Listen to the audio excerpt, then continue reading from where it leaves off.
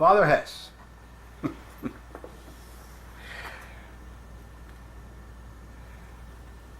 Is the Catholic Church the one true church that God created? Yes. Can you prove that? Yes and no. Give me the no. I will give you the yes and I will give you the no. If I can prove to you that a priest can turn this glass of wine, within the context of Mass, of course, into the blood of our Lord, then I've given you proof.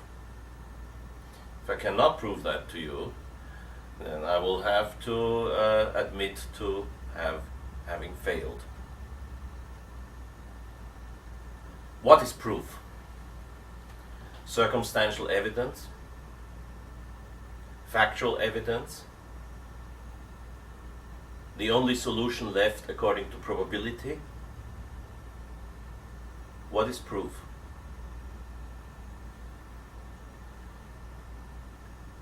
Max Planck, without whom there would have been no Albert Einstein. Max Planck said in one of his greatest little papers of 1949, Sinn und Grenzen der exakten Wissenschaft, Sense and Limits of the Exact Sciences, or not as a literal but a real translation, Purpose and Limits of the Exact Sciences. He said, even within the modern Western concept of scientific proof, no scientist can escape in publishing the results of his research without letting his Weltanschauung interfere. Weltanschauung, a term known to those who have studied philosophy in the United States as being your view of the world. All the atheism going on today, of course the word God has been substituted with the word evolution, whatever that means. Darwin didn't know, and we don't. And some others substitute the word of God with nature. Some others say Mother Nature or Earth, whatever they call it. They might hate it, but many of them are talking about God without knowing God, without knowing what God is, who He is, and so on. They cannot help it but let their own Weltanschauung interfere with their scientific results. So what is proof? However, let's take one of the most exacting understandings of the word proof to be found in what is called the exakten Wissenschaften, the exact sciences, in the Western concept of exact science. Supposedly a concept without mythology, supposedly a concept without superstition. I can easily show to you that modern physics, less chemistry, but modern physics, even things like astronomy, are jam-packed with superstition, guesswork, and of course errors. But they all will look like science. Is there a mathematical proof for the Catholic Church being the only true church? No, that's impossible. God allowed us to discover mathematics, but mathematics cannot prove anything. On the contrary, what do mathematics prove outside numerical concepts? Can mathematics prove that you exist? No. Can mathematics prove that we are sitting here talking? No. Mathematics can prove that 4 and 4 is always 8. And if you call 4 and 4 9, then you just substituted the word 8 with the word 9. Mathematics are something that doesn't even exist on its own. Mathematics is always in something else. It's in our mind, basically, which is the only reason why God cannot break mathematics. If he works a miracle, he turns 5 bread into 3,000 and something, and he just did 5 plus 5 plus 5 plus 5, and you name it. You formulate it the way you want it. God cannot turn 4 apples plus 4 apples into 9 apples. It would just simply be 4 plus 4 plus 1. And the 1 is the miracle. Because God is not absurd, not illogical. However, that doesn't prove that he exists or that the church would be true or in existence. I just wanted to show you that with mathematics you can only prove very few things. Very few. Are we then to apply a chemical proof to the existence of God and the true church? What does chemistry prove? 35 years ago, most biochemists in this country agreed with the Federal Drug Administration on carbohydrates being the necessary basis of your life. Now, biochemists will tell you, no, that's not true. You better watch your carbohydrates. You better concentrate on vegetables and fruit. I happen to believe that. However, I wouldn't be surprised if in 10 years from now they tell you fish alone is your salvation. Biochemistry is a science that I believe to be among the most serious, the most honest, and the most reliable. Unlike astronomy, where they always try to find life on some unknown planets, unlike astronomy, where they always try to tell you that there is 100,000 planets with civilized life going on, where they still look for life on Mars. Unlike astronomy, that will always try to tell you that the universe has never started and will never end, which is something we attribute only to God. Unlike astronomy, biochemistry usually tries to stay within its own scientific borders, and is a science that I very much appreciate and study. However, biochemistry is absolutely incapable of telling you what wine is. Oh yes, biochemistry can write 3 big books on wine. The biochemists are divided over the issue on how many substances are to be found in wine. They don't even know how many, let alone what. Some biochemists will swear an oath to you that there's only 200 things in this wine. Some others will swear an oath to you, oh, it gotta be at least 600 because we have already separated, as you say in chemistry. We have already separated at 180 or something, or maybe now it's 220 already. But I guess because you find this and that in wine, there must be such and such and such. Biochemistry cannot even explain wine to you. And you know what? Biochemistry cannot even explain water to you.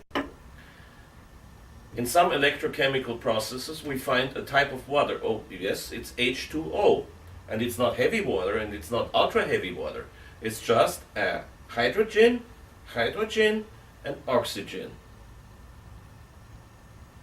That water, however, freezes 1 centigrade or half a centigrade lower than regular water. It won't give you those opaque type of ice crystals. It will give you crystal clear, almost bluish crystals. It's H2O. But you only find it, well, not only, but you usually find it in some determined electrochemical processes. Biochemistry, biochemical proof for God? Yes, and yet there is one. We'll talk about that later.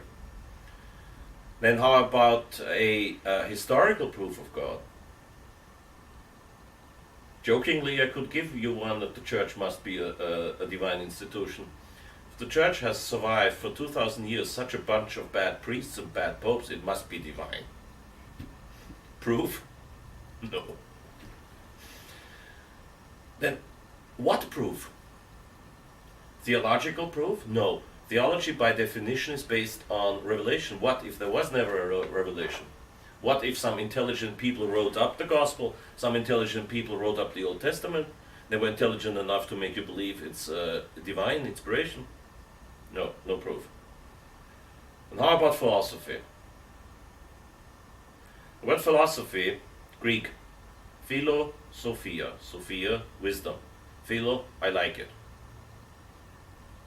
If somebody is a Francophile, that means he likes the French. If somebody is likes this and this and this, you always add the Greek syllable phil. So philosophia means philosophy, the love for wisdom. In ancient Greece, wisdom was not necessarily distinguished from the word knowledge. A philosopher, meaning, is a man who applies his reason to find out the truth. Let's see if we can prove the church being the only true church, or God existing with the only and mere application of our reason. Well, I look at myself and I say, here I am. I exist. If you like the term exist, because the term exist implies you're coming from somewhere else, because there is the ex sistere. I'm here and I'm ex somewhere, from somewhere. I came to be. I'm sitting here and I'm thinking about it.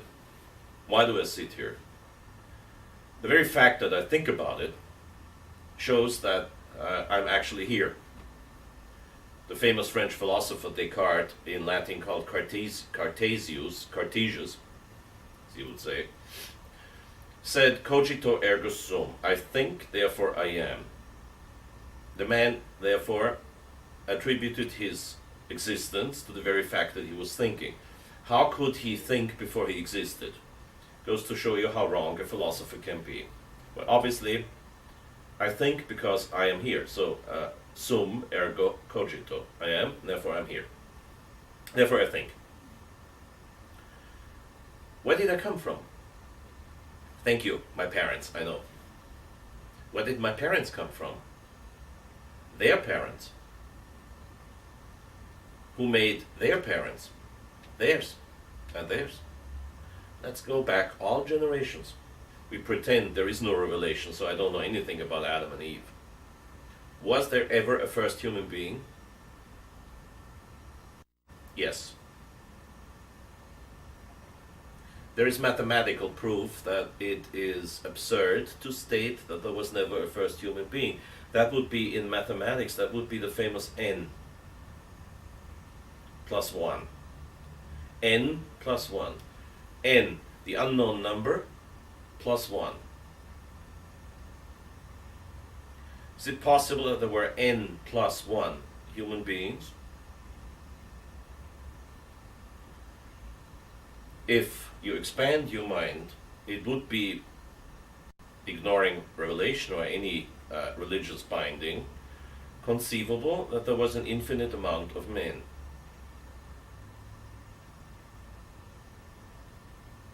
Yet, n plus 1 is again a number. A number is finite. If there was an infinite number of human beings, an infinite number of men, who made the still first one? Is it conceivable? Would you call a human being rational who would tell you there has been an infinite amount of human beings, there never was a first human being? Yes, you could. I can also prove to you that everybody is persecuting me. And you would perhaps suggest that I suffer of paranoia. And then you would perhaps suggest to me that I should rather go into the matter and check if really everybody is after me. Really everybody is out to destroy me. The whole world is after me, and the whole world wants to destroy me. And I would listen to your reason. I would say, yes, John, you got a point. That makes a great deal of sense to me. You would say, yeah. And after about 3 weeks of your constantly explaining to me in the most precise and concise logics why it is that it is not the whole world that's after me, and it's not every single human being that's after me. Like you, for example, you just spent 3 weeks of your precious time to explain to me that I shouldn't have sleepless nights over the whole world being after me. I would say, yes, John, but I think you are the very first who's after me. Why else would you go through 3 weeks to prove to me that you're not my enemy? Good trick, John, but I'm not gonna fall for it. Medicine calls it paranoia. Gilbert Keith Chesterton calls it the maniac. A maniac is a man whose logics start from what he says, that rubber cell of one idea. Philosophy has something to do with wisdom. You don't call a paranoid person somebody who has really wisdom. You call him a sick man. We won't condemn him, on the contrary, he's sick, he's maybe quite innocent of his state, but you can't say that somebody who will tell you that every single human being is out to kill him is a normal human being. So it seems that if we want not to be normal in the sense of following majorities, God forbid, but in the sense of applying our reason the way we have it. I'm not saying it was created.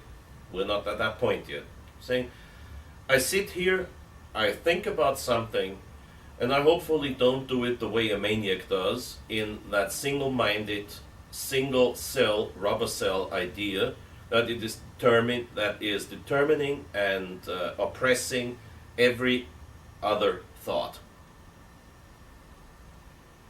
And I would have to say, okay, there was a first human being. So let's see, in the way a proof, like in court, circumstantial evidence, probability, inescapability in your thinking. We have to arrive at the conclusion there was a first human being. Let's, for the moment, for the sake of argument, agree with those people who naively think that the first human being came out of the sea, got somehow 4 legs, and then went up a tree and became man. Who created that first cell that started life? Where did that cell come from? Where did that planet come from in which that cell was formed? Where did that sun come from whose light, which is something measurable, created that first spark of life? Where did the matter come from out of which that sun started to work the way it works? Where did that space and time come from in which the sun became what we know the sun? A medium-sized star. What was in the beginning? Let's say it was 15 billion years ago. I have absolutely no problem with that. Let's say 15 billion years ago something started, a Big Bang. Who ignited that Big Bang? Who lit the fuse for the Big Bang? Big Bang of what? Where did whatever did the Big Bang come from? What came from where and went into that so-called Big Bang? How?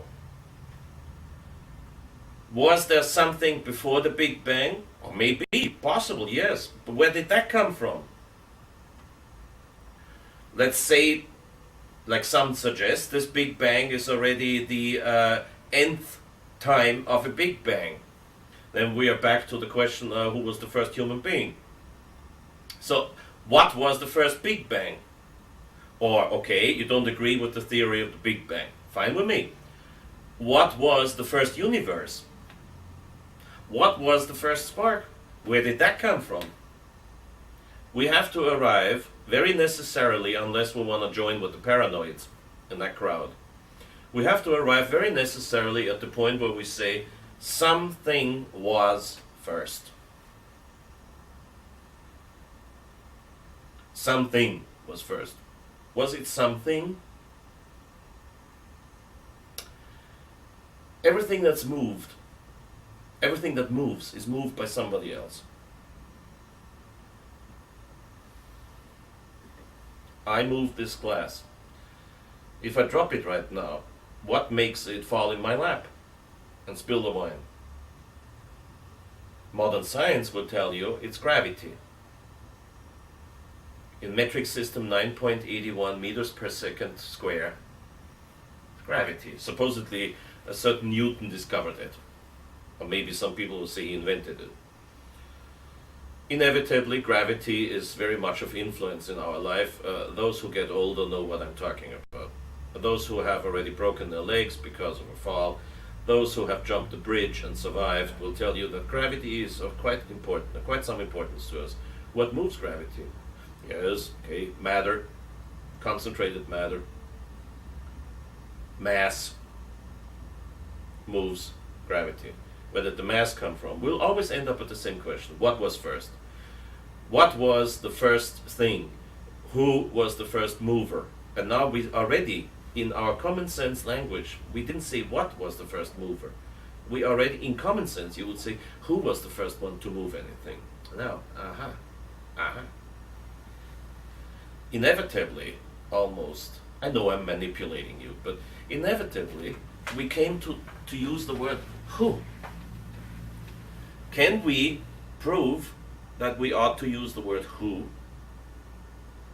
I guess so.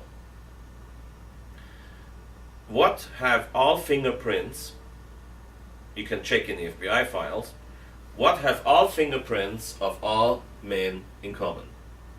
A pattern.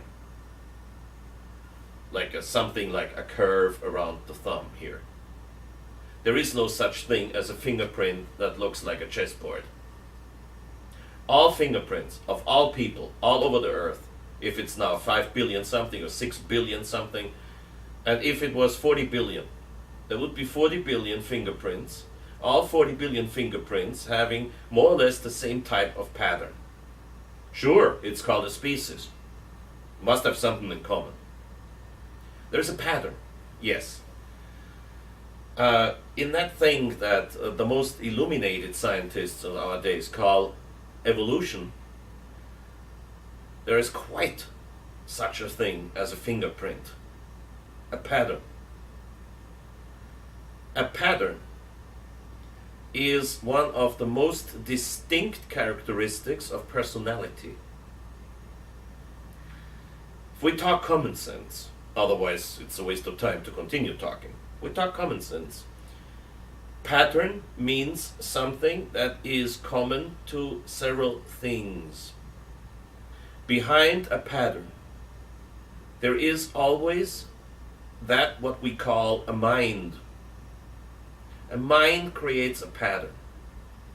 Like, you don't have to know whose painting it is. If you have studied art history, you'll find out.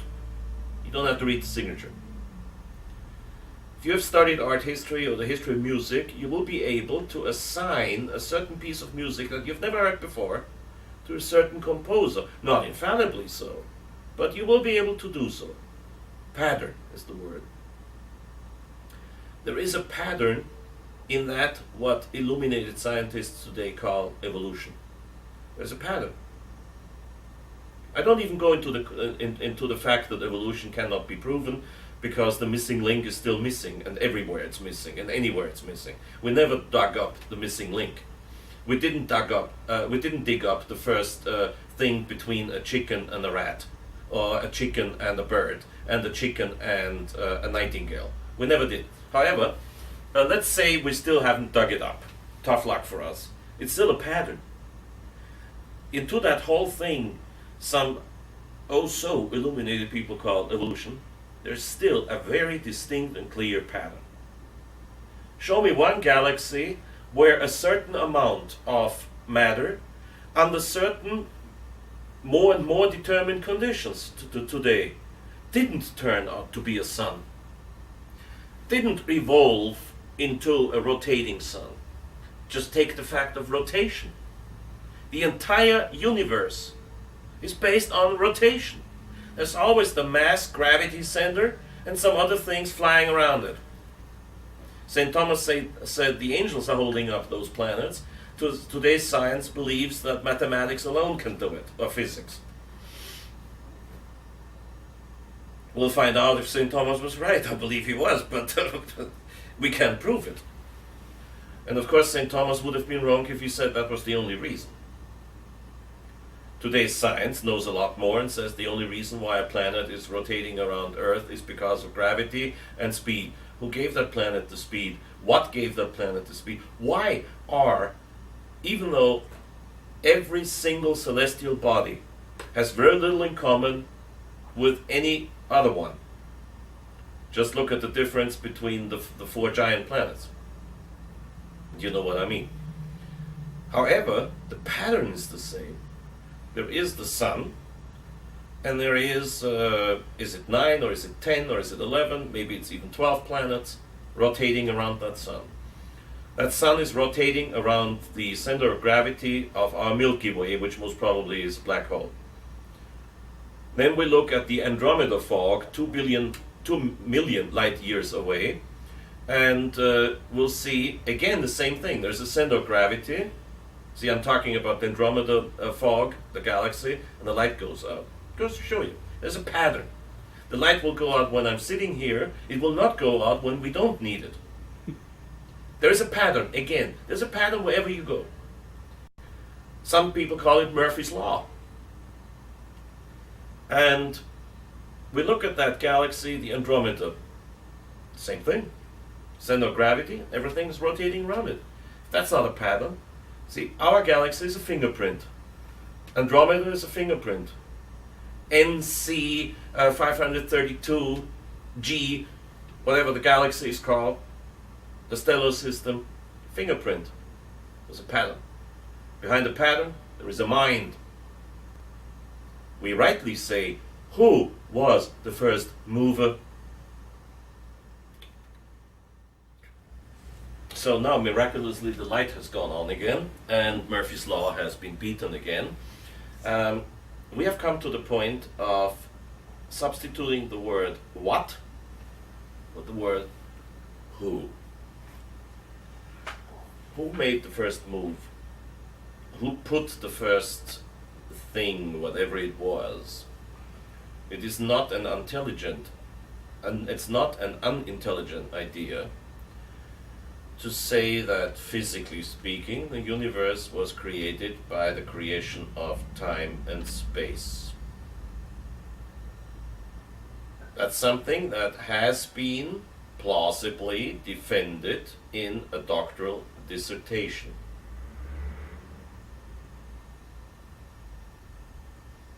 Even if that dissertation is fully true, it will still not suffice to say something started it. You will need, in common sense, in applying common sense, which is the way towards wisdom, you will have to admit who did it because of the pattern. The pattern, a pattern, is also the visible or noticeable expression of a mind. Who has a mind? What has a mind? In order to create a pattern, be it a pattern in music, art, or the fingerprint, or the universe, needs a mind. The very concept of mind presumes personality. Otherwise, we have to go on and change the dictionary and put in different terms for mind, personality, pattern, whatever. If we want to stay with common sense, we will use the English language, not necessarily in the exclusive context of today's notions, but we will use it in a common heritage of usage. Like when you, one of my favorite dictionaries, the American Heritage Dictionary of the English Language, the very name American Heritage Dictionary refers to what I mean. It's a heritage. A pattern is a word that has many other ways of being written down in other languages, but it will always mean the same. So it is with the word personality. At least there is some common denominator to the word person or personality and to the word mind. Who made the first move? Who put whatever, or who made whatever was needed to get this whole thing, the universe and whatever it is, going? Who? We will see something else. Whoever that was, and we don't know who it was, supposedly, whoever made the first move is obviously someone before whom nobody was and nothing was. Otherwise, we'd be back to the original question: who was the first human being? What was the first planet? What was the first sun? Where did the Big Bang come from? What was the first Big Bang? When was the first Big Bang? Who made it? Who started? The one who started is really the one who started. Otherwise, we're talking nonsense here. Total and utter nonsense. The very one who started the whole thing must be, logically, not just greater than what he started. If he's just simply bigger, larger, or greater, or older, or more powerful than what the whole thing is, the universe, the whole creation, what we call it creation, let's not call it creation, everything that we know must be infinitely, I say infinitely, not eternally, infinitely smaller than whatever or whoever, we have come to agree on the point whoever made this thing. Why must it be infinitely smaller? Well, whatever, whoever made everything that we know, obviously not only configured this whole universe, everything that we know, according to a certain pattern, but very obviously he is. He was?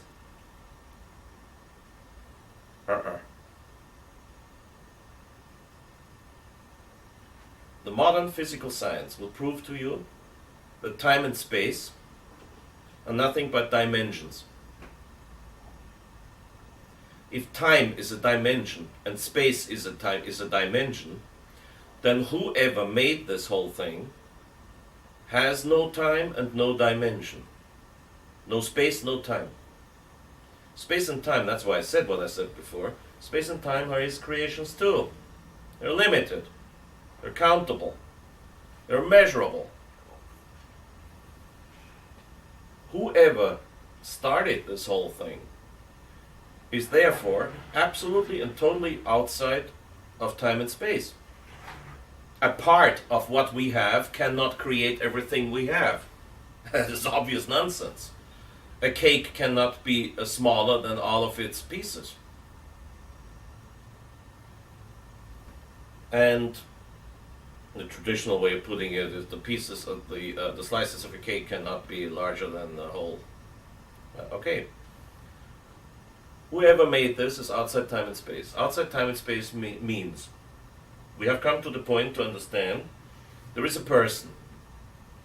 That person never started and will never stop.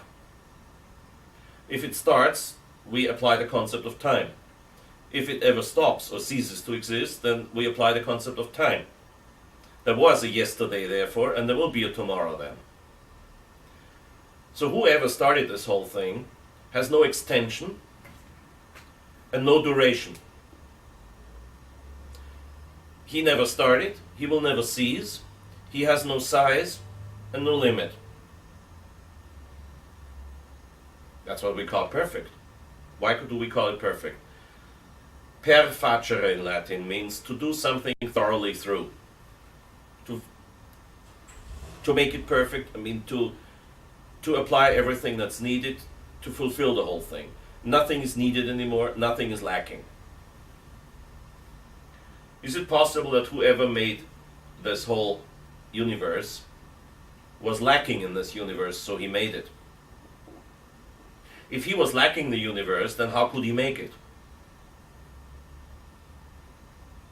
If he made it, he is bigger, larger, and greater than what he made. If he's bigger, larger, and greater than what he made, then he doesn't need it. Does he need anything? If he needed something, he would need something else. Where does that something else come from? If he needs something, if he's lacking something, the word lack implies that there is something that you lack. There's something you miss out on. It is impossible to say that that very first being, that very first mind that created the whole thing, lacked something. The definition of lack is not a definition as such. It is the declaration of something missing. I cannot say something is amiss if I do not know what is amiss. If I know what is amiss, then I know something that is larger or bigger or greater or more complex or more simple than what is here. I cannot say, look, this table is missing a fourth leg, if I do not know that a table with 4 legs exists. Maybe this table isn't even lacking a fourth leg because it was conceived as a 3-leg table. The word missing is a negative. A negative presumes a positive. First I have to determine something positively in order to be able to say later on, okay, but it misses and lacks such and such. Whatever is the very first has no space, no time, but a mind cannot lack anything. It's impossible.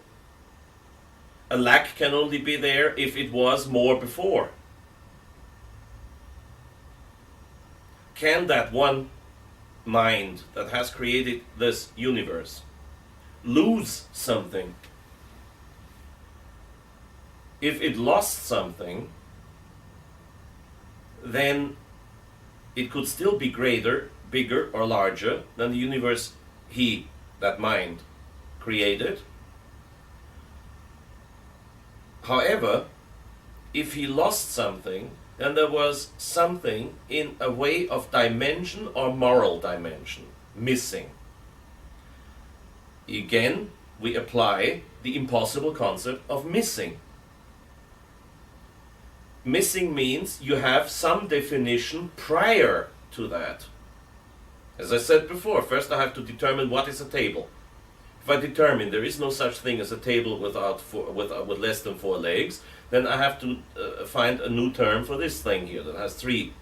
For those who can't see it, there's a table with 3 legs that's quite charming. The very word of negative, the very concept of the negative, the very concept of something lacking, needs a prior concept that will determine what might be lacking. But that very first mind that is prior to everything that we know or do not yet know, that very first universe, if you want, that very first Big Bang, if you want, that very thing that is first of all other things, that very mind that has imprinted its pattern on everything that we know, on everything that we call creation and beyond and more, that very first thing cannot lack anything by definition. It also must be absolutely, totally, and perfectly simple. There's no way around it. It must be absolutely simple. Why?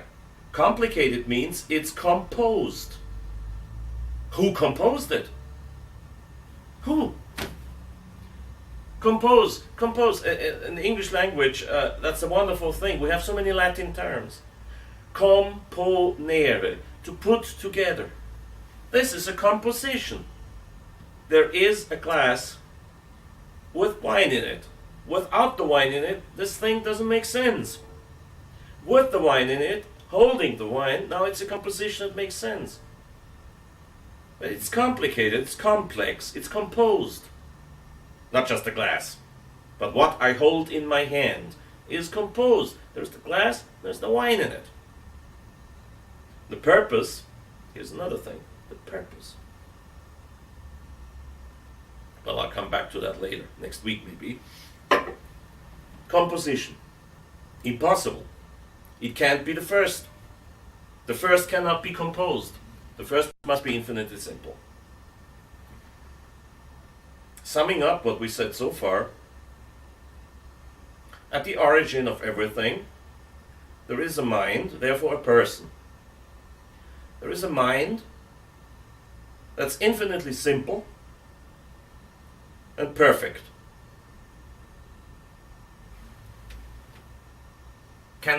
What if that mind changes its mind?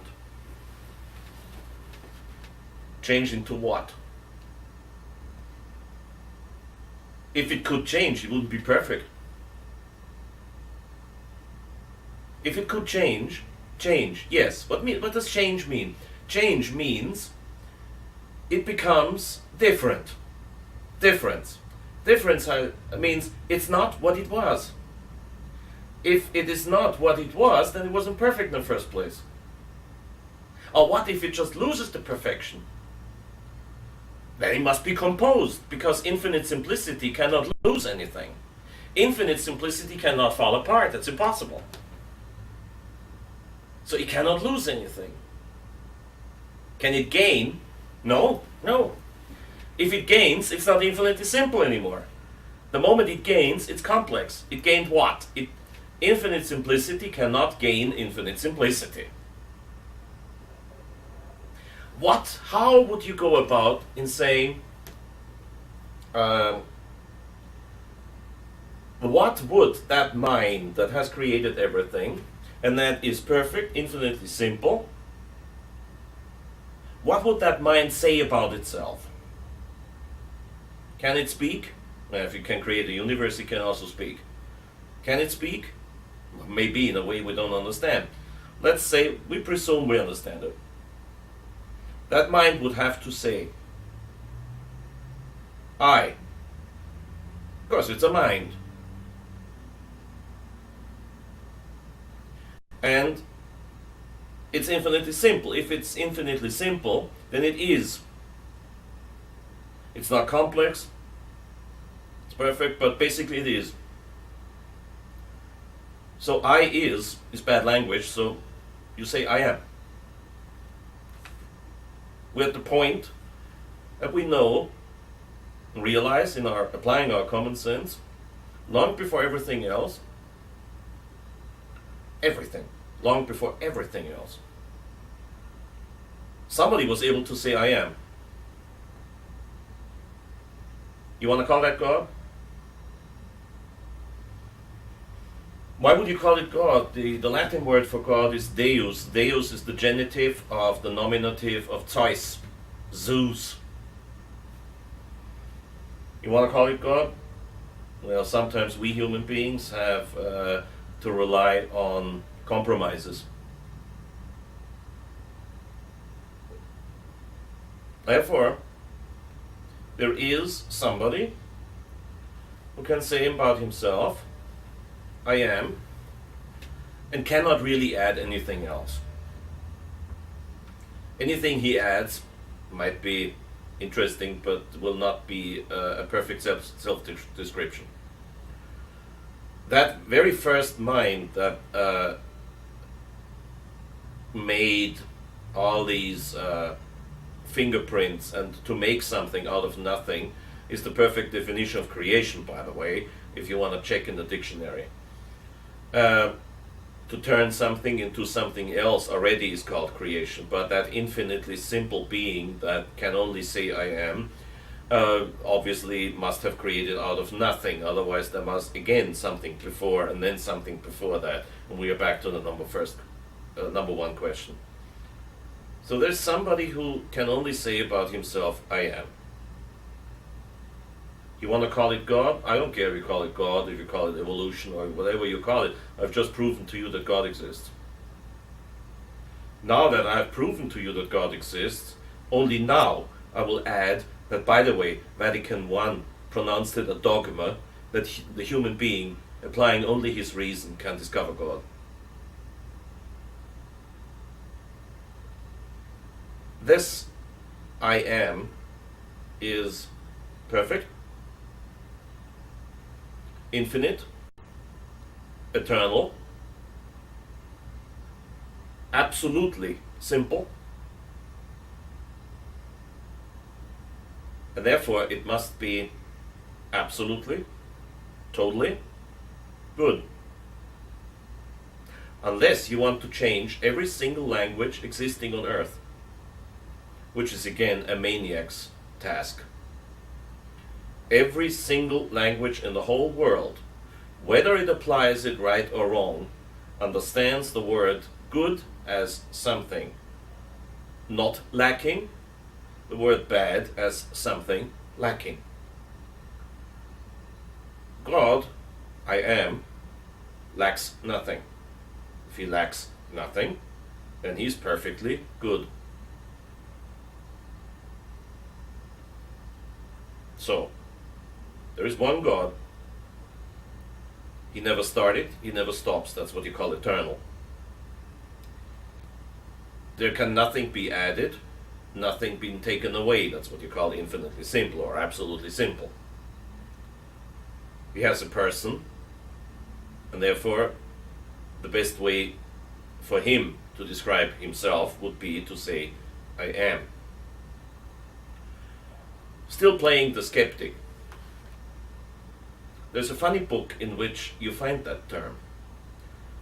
Some people call that book the Old Testament. Some people call it the Bible.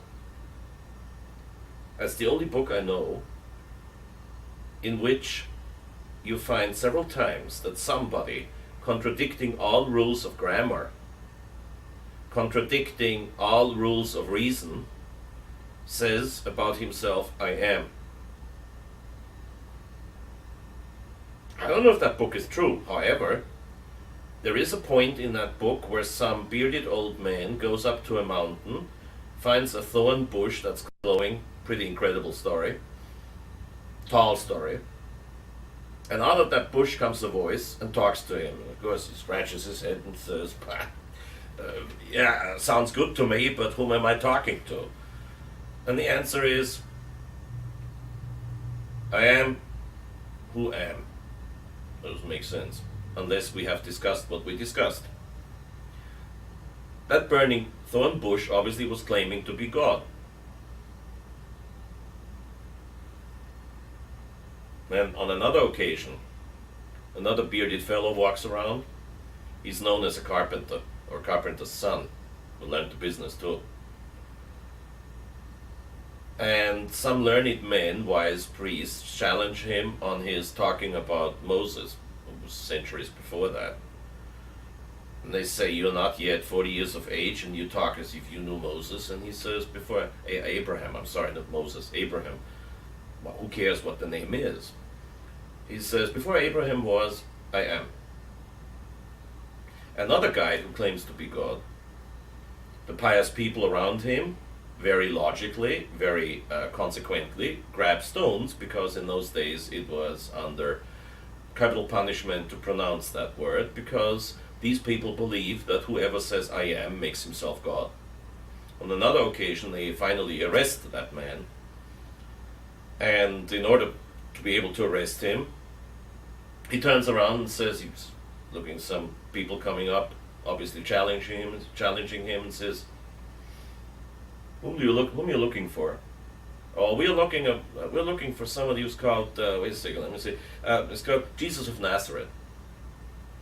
And he turns around, and the interesting thing is, he doesn't say, according to that book, he doesn't say, you found him, congratulations. He says, I am. These people are terrified. Step back, fall onto earth, they're all terrified. And again, because contrary to most translators of that book, even where you would suspect anything but lousy translations, say, oh, I'm the one. But in the original text of the book, as far as we can determine in the history of literature, in the original text he doesn't say that. He says, I am. It's that chapter that's called The Passion of St. John in that book. He says, I am. He doesn't say, I'm the one you're looking for, or you found him, congrats. Or he doesn't say, I'm here, or I'm the one. He says, I am. They're shocked. Again, they're faced with a man who calls himself what they believe was the name of God. I've just proved to you that it is the name of God. The only book where that name appears in that context is the Bible. Is that proof that the Catholic Church is the only true church? No, not at all. It's a hint. Very strong hint. It's what you call in court admissible proof. It's not just a hint. It is at least a less than probable coincidence that there's only one book where what we have established must be the name of who created everything is claimed by two people. One who doesn't appear because there's only a burning bush, and another one who says it more than twice.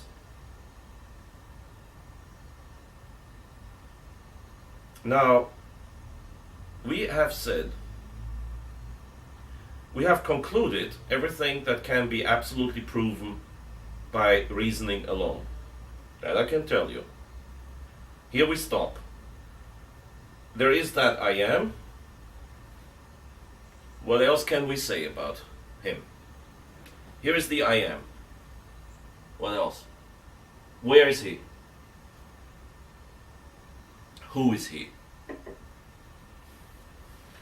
We cannot escape the conclusion that he is infinitely good. Very relative term, especially nowadays. What is good? If he is infinitely good according to common understanding worldwide, and if he made us, then he must be somehow interested in our welfare. That doesn't sound plausible at all. When you look at everything that's going on in this world, just think of what happened recently. Doesn't sound like somebody who cares very much about us. But then we know, on the other hand, and that is conclusive proof, we know that this I am who created us is not only infinitely good, but he's also eternal. We also know, conclusive proof, that he has equipped at least a few of us with such a thing called mind. We won't go into the discussion about how many of those people that we call people are mindless people, but anyway, I guess you got one and I got one, mind. If he created us, giving us a mind, then he must have given us that goes a little bit beyond what we can touch. The very fact that we can talk about God, the I am, who cannot be touched, who cannot be seen, who cannot be felt, who cannot be but be, means that we can grasp something that's infinitely greater than you and me together. And we are great. I hope. We can grasp something that's infinitely greater than the entire universe. Therefore, we must have in us something that's infinitely greater than the universe. That can't be matter. You want to call it spirit? Call it spirit. You want to call it the ungrabbable, the untouchable? Call it whatever you want. In Papua, they call it taboo. The taboo. That which you can't touch. Call it what you want. The usage of the English language will call it soul. That what can't be touched in a human being. The soul of a human being. That which is superior to the body of a human being. Let's stay conventional and call it soul. If he has given us a soul, And he has given us that something greater than matter. Will it be something that will disappear with us? Possible. No conclusive proof that it won't. However, the probability is entirely in favor of that soul surviving. Why did he bother to give us a body if afterwards only the soul is left? I don't know. I can't prove it to you. I don't know. Probability will say, obviously, because that body will somehow still be there. Spiritual body, apparition, I don't know. We can't go into that. But we can definitely say that the soul in a human being is not an invention of some fabulists. It is a logical conclusion. It's the only thing that has probability going for it. Conclusive proof, like we did in finding the I am, impossible. Proof by probability. Proof not only by probability 60 versus 40, but proof by the only probable answer. The only answer that has plausibility. The only answer that has sense, that has a ring of sense to it, a ring of reason to it. If we have that soul, and if the one who created that soul is infinitely good, in the common understanding of all healthy and normal people in this world, then he cannot abandon us. He obviously does on earth. It's obvious. The things that people have to go through are unspeakable, unbelievable, and incomprehensible. That I find proof by probability, again, that the soul must be eternal. Having an origin, obviously, but no end. If the one who supposedly is such a good being, and whom we could prove by logics to be necessarily so, somehow lets all these things happen, then we have to come to the, again, to the conclusion by the highest and only possible probability and plausibility that to him, very obviously, what happens here is of not that much an importance as to what will happen with this soul of ours. The only thing I can conclude from this conclusion is that he must somehow let us know on what we have to do for this soul of ours. Whether the body will survive or not is another question. But the soul will survive. Therefore, there must be something that we'll have to do for this soul.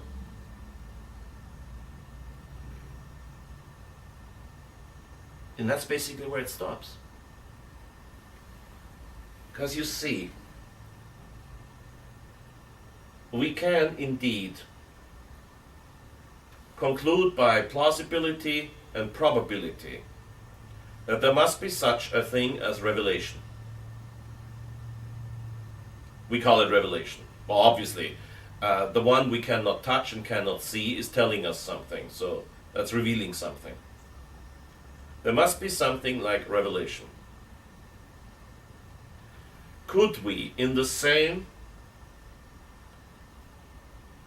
not contradictable manner in which we prove the existence of the I am, ever prove that there is three who can say I am? Most definitely not. It's contradictory. We can give it a proof by plausibility, saying if he's infinitely good, and we always associate the good with love, and as we are created according to a pattern, there must be a reason why all people, all times, everywhere, associate good with love and love good. Sometimes the wrong good, but they don't love it because it's the wrong good, but because it's the wrong good. That love is impossible for somebody who cannot love on an equal basis, and therefore you could say the only theory about the I am that makes any kind of sense is the one of saying there is three who can say I am, who are, however, the same. We cannot go further than that. If we were capable of going further than that, with the same totally, absolutely conclusive proof that there is what we call a Holy Trinity, we wouldn't need faith. There wouldn't be such a thing as the gift of faith. And Vatican I would have had to say, we can dogma, we can grasp and arrive at the recognition of the entire Catholic truth just by using the light of reason. Vatican I didn't do that. Vatican I said God, yeah, the existence of God. Not more. However, when you consider what today is called proof, and what is accepted commonly under the term proof, then I can prove every single issue of the entire Catholic doctrine to you, including why the Church is the only true church in the world. Simple. We know, we do not suppose, we do not go by probability. We absolutely, most definitely know that the one who says I am is perfect, eternal, infinitely simple, and cannot change. It is most highly improbable that he never said anything to us about himself. That he keeps himself totally obscure from his own creatures. Why, in the first place, did he make those creatures? Why? If he never says a word to them. That's totally illogical and contradicts entirely the pattern of our thinking. The pattern of our thinking cannot be entirely different from the pattern of thinking of the one who perfectly well made us. Even though we are not perfect and perfectly well made, he perfectly well made us. If our pattern, if we have a certain pattern of thinking, and I'm talking about what most people believed everywhere and all the time, then that pattern must correspond to the one who made it. According to that, the one who made it loves us. You don't love somebody by staying silent. Not the human way of doing it, not the human way of conceiving the very term of love. He must have spoken to us. The next proof of probability that would uphold in a totally impartial court is that there's most definitely only one book that correctly represents the name of the one who made us.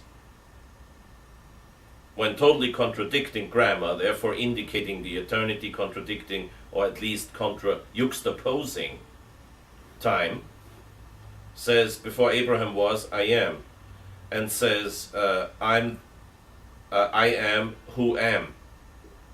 Ego sum qui sum in Latin. And who says when Moses asks, and yeah, but what am I going to tell those people down there whom I talk to?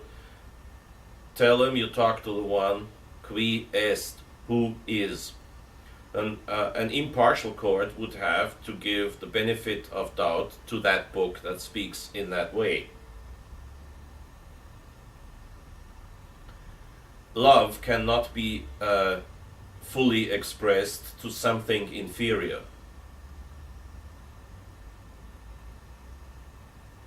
That gives the benefit of doubt among all theories about God to the one about the triune God, one and the same being in three persons.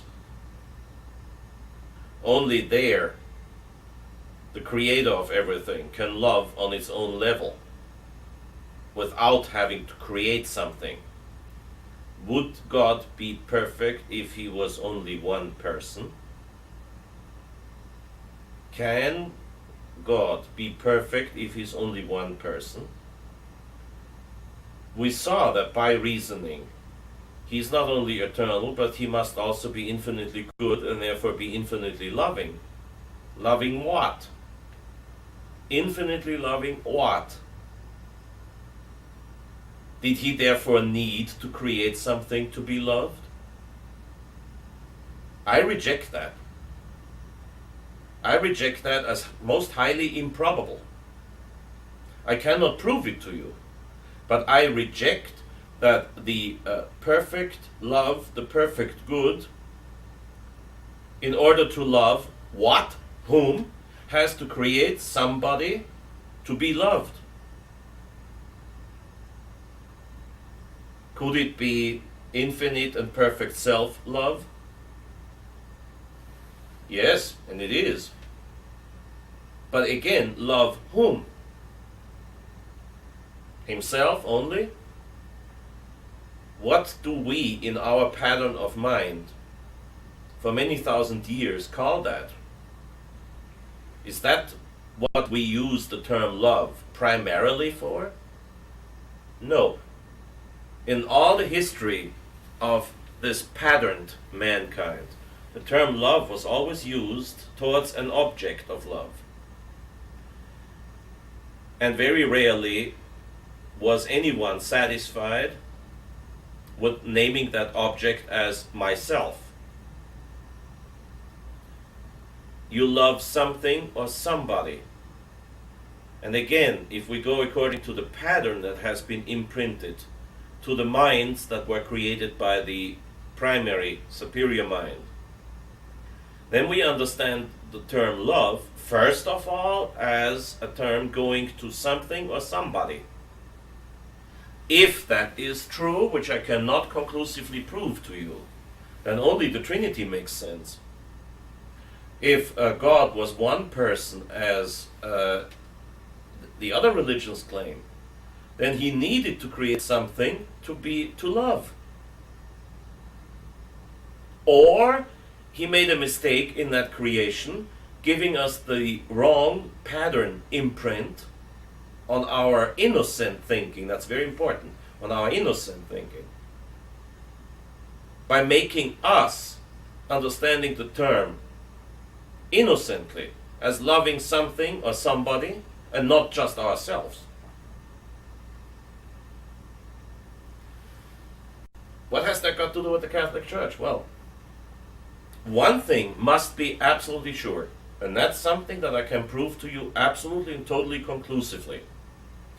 If that I am talked to us, then he obviously gave us something of himself.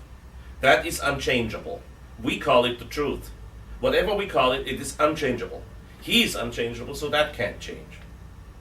If it's unchangeable, and if it's one and the same, as there is only one I am, for the moment, before we accept the Trinity, there's only one God, let's call it this way. There's only one God.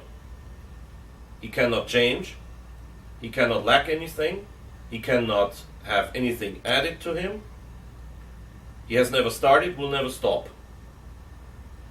Then whatever he tells us must be perfect, unchangeable, if he's speaking himself. Like when he says, before Abraham was, I am. Then that can never change.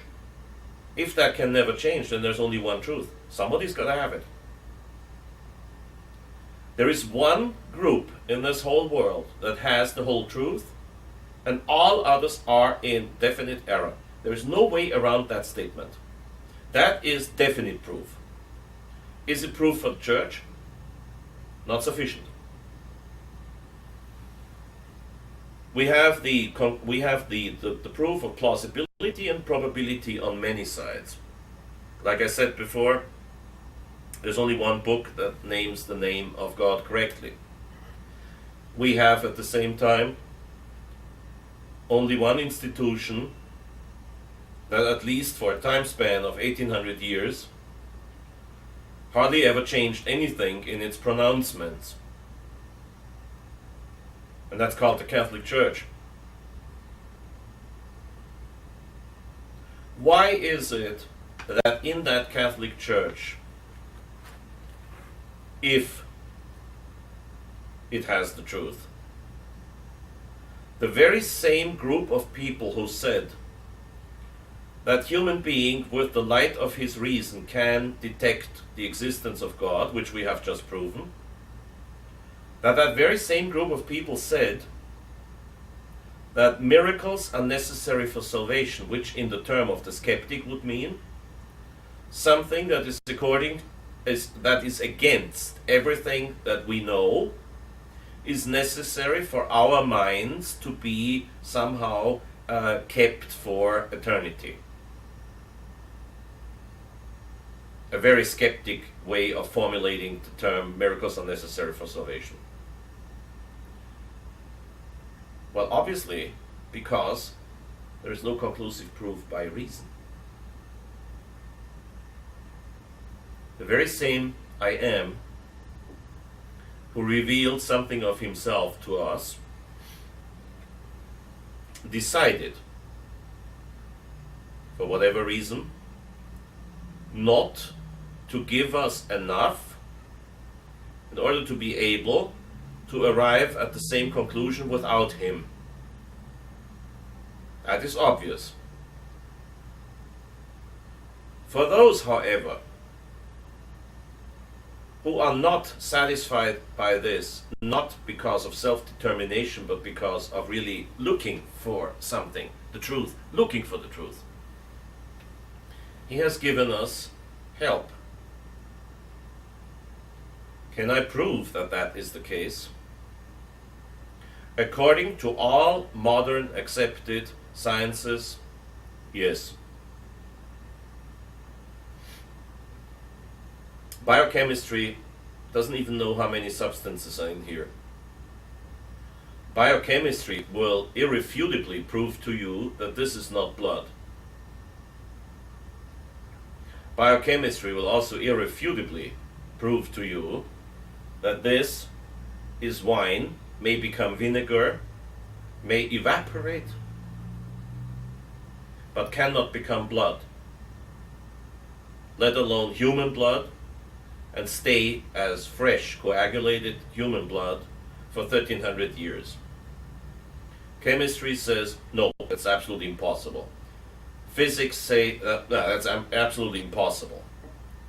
Medicine says, well, medicine knows very little about human being, but medicine says, no, that's absolutely impossible.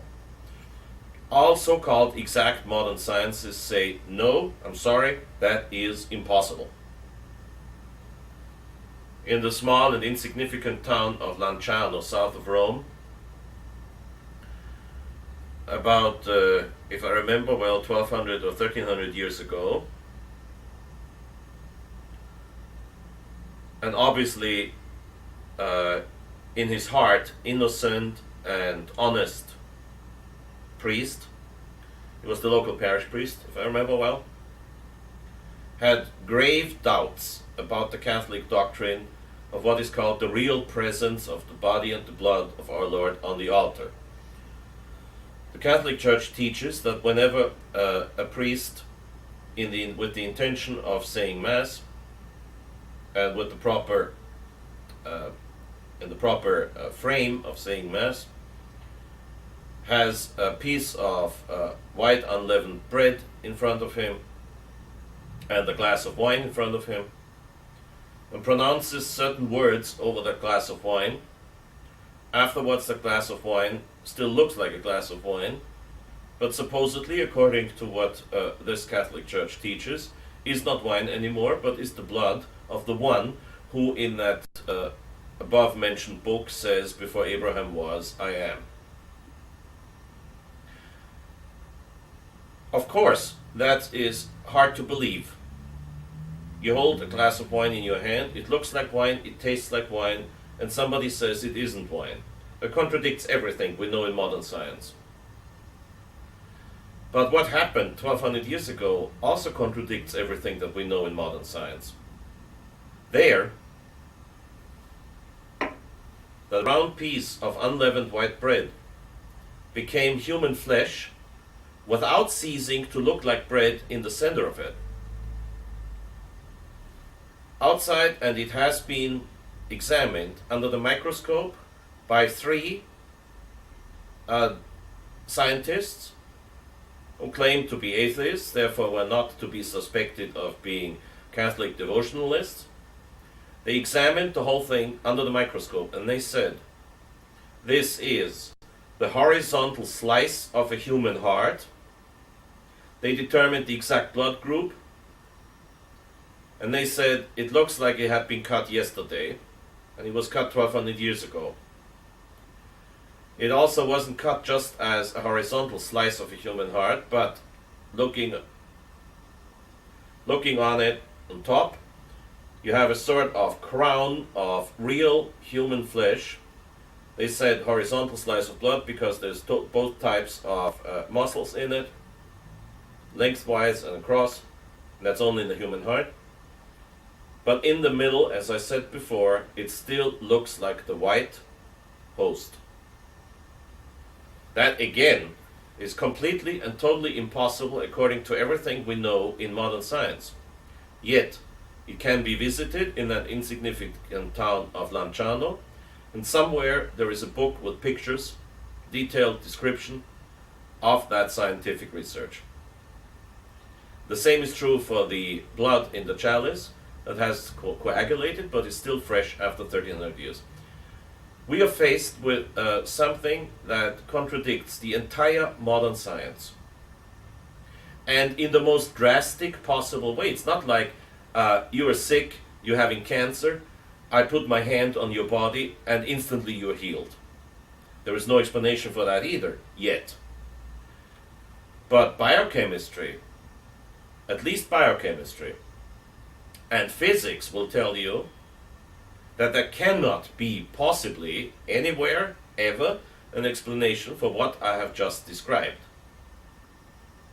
That I consider conclusive, irrefutable proof that the doctrine about the real presence of the body and the blood of our Lord on the altar in the Catholic Mass, or in the Mass, in Holy Mass, must be most positively true. Otherwise, that I am we talked about is absurd. And then we revert to the first question of all questions. Who was the first human being? What was the first cell? What was the first piece of matter? When was the first universe? Who made the first universe going? Who made the first Big Bang going? I guess we will come to a plausible and probable conclusion that if you think the whole thing thoroughly well through, which 1 out of 1,000,000 people might do, if you think it through all the way using that common sense, you have to become a Catholic. Or you have to lock yourself up in the rubber cell where all the paranoids and all the other maniacs go.